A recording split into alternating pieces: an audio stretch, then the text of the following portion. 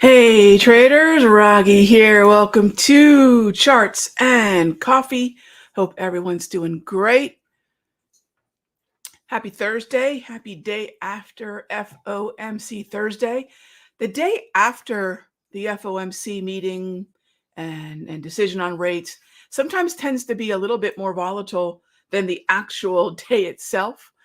And we're seeing a couple things. For those of you that are looking at the euro, the US dollar, bond futures, you'll notice that right now, a lot of the action that we're seeing is not necessarily echoing from what we had with the FOMC yesterday, but rather right now, Christine Lagarde is doing the European Central Bank, the ECB presser, and that's really a big part of what's moving, mostly treasuries and currencies. You'll see that the indices are really not that they're not paying that much attention to what Lagarde is saying, but yields will, currencies will, and that's where you're seeing a lot of volatility, most especially in the euro selling off, and in the bond market. Also, yields are moving higher. What's interesting about the euro sell-off is European central banks dealing with a significant amount of inflation.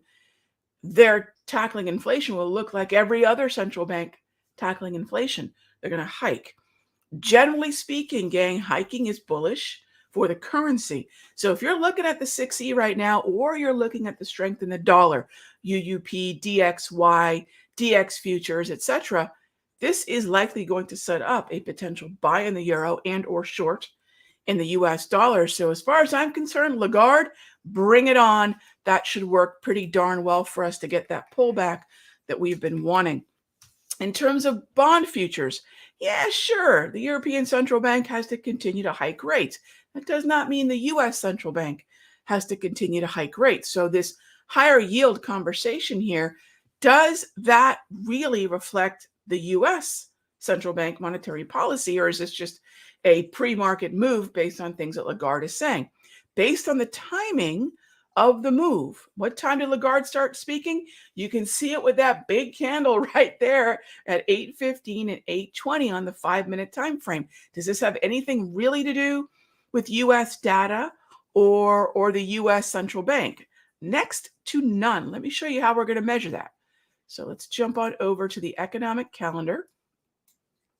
I'm going to take a look at the Forex Factory calendar.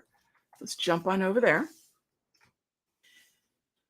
All right. So what is it that we were dealing with or are dealing with this morning? So you'll notice, yeah, we had 830 unemployment claims, but notice the move synced up with that 815, 820 refi rate monetary policy statement. And then now Lagarde is speaking at 845, right? Is this trade balance? I'm sorry, is this preliminary non-farm productivity or preliminary unit labor costs or even the unemployment claims? If you look at the timing of the move and look at the calendar, you'll see the hot zones that right now we're responding to aren't really US based. I really question whether or not bond yields should stay where they are based on what Lagarde is saying about the European economy. I know sometimes this is just the way the market works. Okay, how do we measure? Okay, Rob, what's real then? What's real to us in terms of expectation for yields is what it is that we're baking into the cake for the FOMC. And if you take a look at what we've got here, let's see what we've got. If we got what we got here is, sorry gang, it looks like my video is a little choppy today. I don't know why that is. Sorry about that.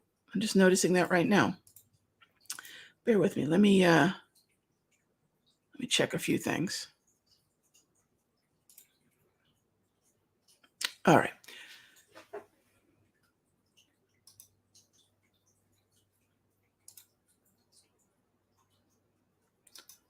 One more moment, gang. Okay, that ought to help. All right, so now we have full-on expectations, 88%. The day after the FOMC made the decision to hike, as we talked about plenty. Look, any conversation about a cut or a hold is just someone just making things up because it's just something that they think, not what they see. We trade the market that we see, not what we hope it is. And so May was a cut. And as I mentioned in the video on Tuesday, hike now, cut later. That's exactly what we're seeing in the data. Data in this case meaning a futures contract called the Fed Fund Futures. Hold in June, and now we're getting a fairly bonkers and aggressive July, which I think is way off. Jerome Powell was not as hawkish as arguably he could have been, or maybe even should have been, for a guy who says my base case is not to cut in 2023. He knows darn well that's what Fed Fund futures are pricing in, and he chose not to course correct that. That alone tells us that the Federal Reserve is absolutely thinking about cutting this year. So the question then becomes, okay, Rog, when? September or November? September or November. So that's what we have there in the data. That is what we look at. We don't make up stories. We are not fictional traders. We are nonfiction traders. All right, let's get to it, gang. All right, what do we have to kick off our morning of questions? And I hope that breakdown makes sense. A lot of the volatility that we are seeing right now is not remnants of the FOMC. Rather, it is what we're dealing with because of Lagarde. All right, first question of the morning. What are the best times to trade Forex? Oh, okay, when should you avoid trading? You know, the last Forex class I did, and gang, I don't actively trade pairs in the rooms any longer. Forex is a very, very huge market globally. It is not in the US, right? So I do look at currencies, and we can trade a lot of those currencies via the pairs that we have access to via futures contracts, right? The futures contracts currencies daily turnovers, I believe, over $250 million per day, which is nowhere near the over 3 to 5 trillion per day in the Forex markets, but the liquidity is sufficient enough via the CME to trade a number of the majors: Euro, pound, yen, Aussie, Canada, pound, right? Or did I mention pound already? So there's a number of currency futures that we can trade. That being said, if we're talking about best times to trade Forex, what I typically recommend, let's just start with the avoid. And that's the easiest way. I do not recommend trading Forex between 4 and 7 a.m. Eastern and 4 and 7 p.m. Eastern. Why? It's the least amount of significant financial center overlap that we have. If you want to know when people are trading Forex, look at the watch, look at the clock, and ask yourself who's awake and what kind of volatility accompanies those sessions, meaning when the Asian sessions open, when the Asian session overlaps the European session, when Europe overlaps the UK, when UK overlaps the US, when the Asian session closes, when the European session closes. You're really looking at these financial centers coming in and out of the market and the volatility that it does present. So that's the way I look at Forex, gang, which again, biggest market in the world, fun market to trade, lots of leverage, frankly, but it can be a wild one. So do be careful. It is a true 24-hour, 5.5-day week market. All right. And Trumpet, yeah, May the 4th. Yes, absolutely. One of my most recent indicators, we named it the Trendolorian. I really wasn't going to care what that indicator was going to do. It was going to be called Trendolorian. I love it. Yes. Okay. Me now says, give me your take on Baba. Why do I love it so much and my conviction is so high? Why do you love it so much? I don't know. Let's find out what it looks like here.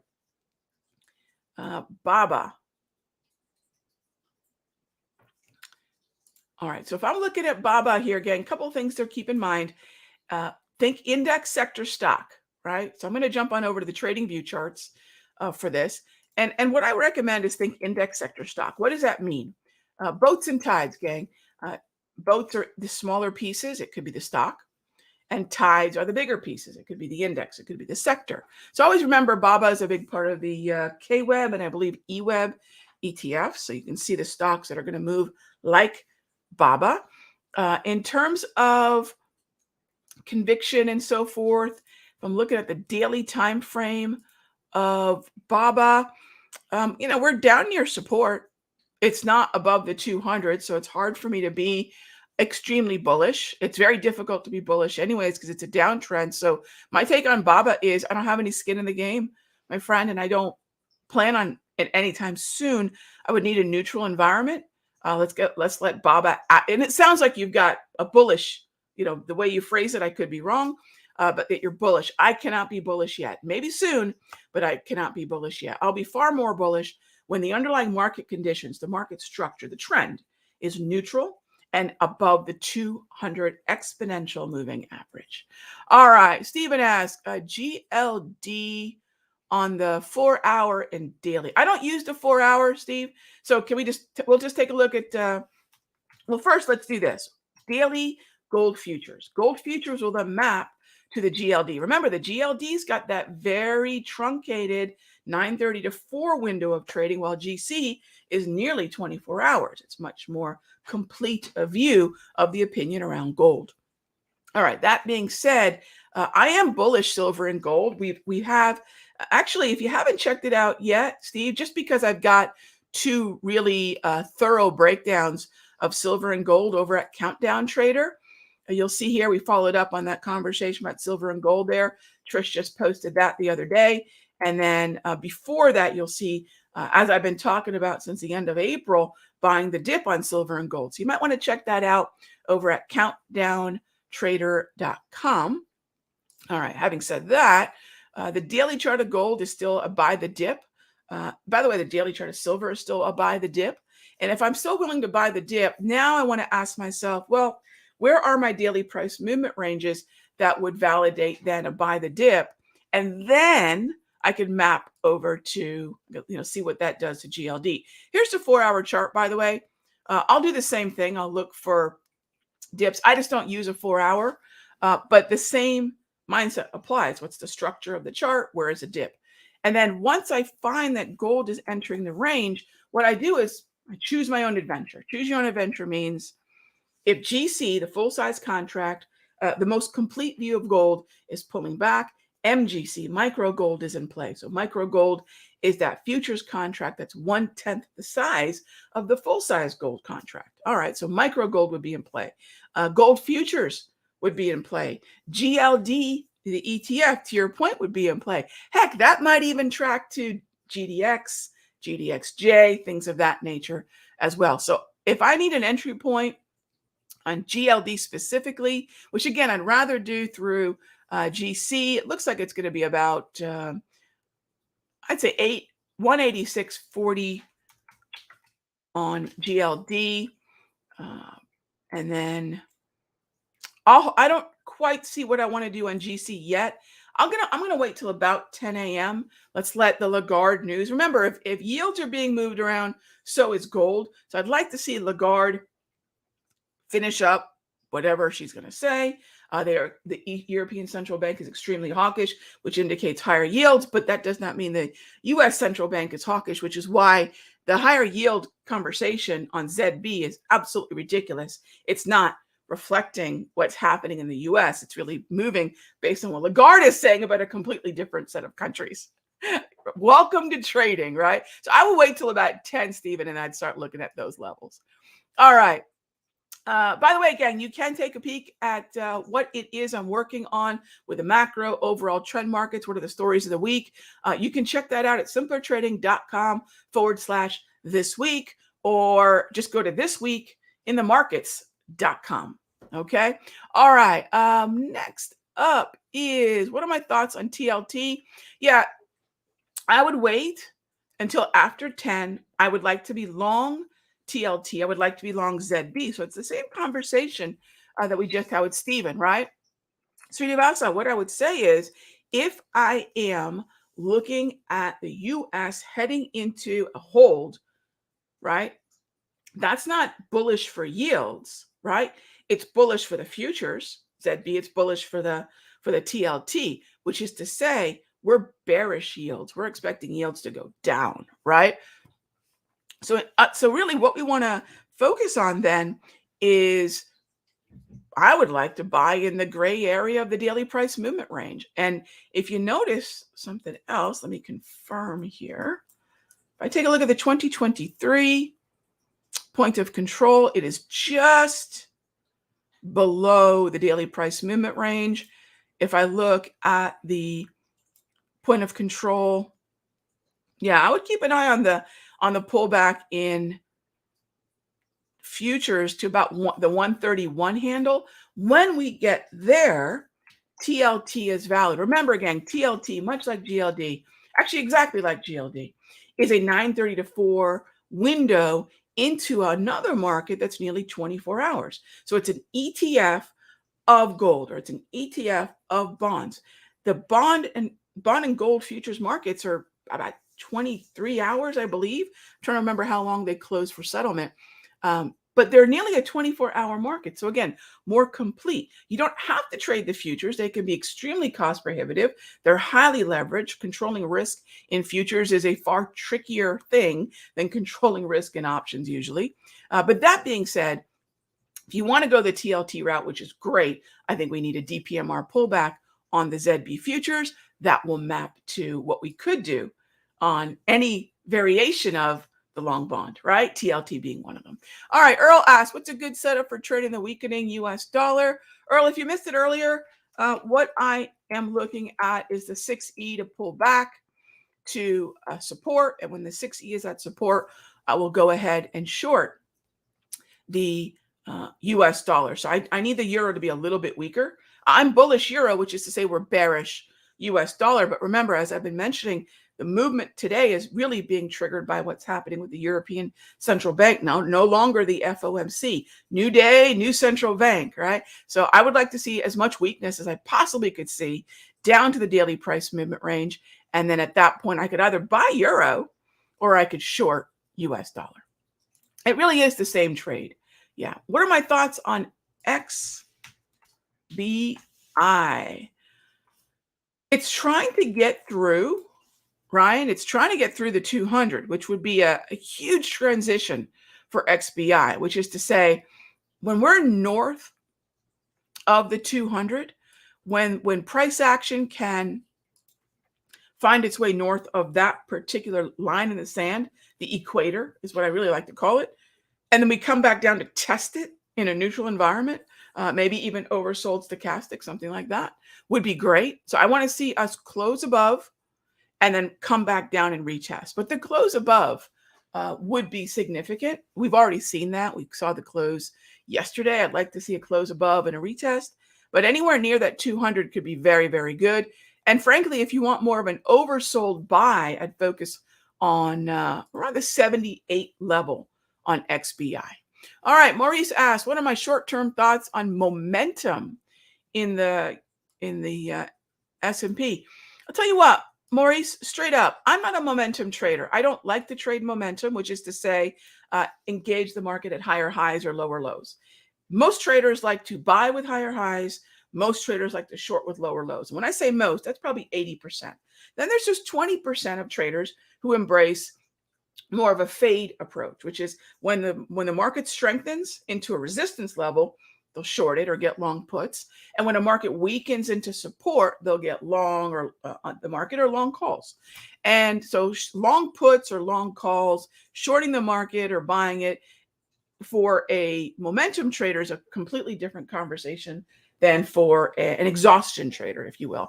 I'm definitely the latter. So let me just put that out there. And then momentum depends on the time frame. You know, momentum to me is really a shorter term time frame conversation, although it's applicable to any. So then, Maurice, it really depends on the time frame of your chart in terms of momentum. So not knowing what time frame you're looking at, my friend, I'm just going to go with the 5 if that's cool. I would look for momentum north of the 200 on the 5-minute chart, the 200 exponential. But again, the time frame would matter. The time frame absolutely would matter. I would say on the hourly, you probably need to get through 84.5 before we really start to see significant momentum. And then if we're looking at, sorry, Maurice, let me actually look at the right chart. If you're looking at momentum on the 5-minute north of, I'd say 4,200, where are we going to start to run stops? So Maurice, running stops for me is not an insidious thing. It's actually synonymous with momentum entries. We need there to be a triggering of lots of orders. It could be triggering limit orders, but that's really more akin to the buying the pullback, right? Stop orders, orders that are residing at or just above resistance, or orders that are residing at or just below support. Those are usually stop orders. And when that price is hit, a stop order immediately becomes a market order. So 4,200 would likely trigger momentum, but to the downside, breaking probably 40.40 on the ES would probably trigger momentum. But again, the time frame matters. Thank you for the question. Let's just dive a little bit into the conversation about how the market tends to move and the different ways that individual traders position themselves around it. All right, gang, as always, thank you so much for being a part of the Caffeinate and Dominate crew. We'll see y'all tomorrow, same time, same station. Be good to each other.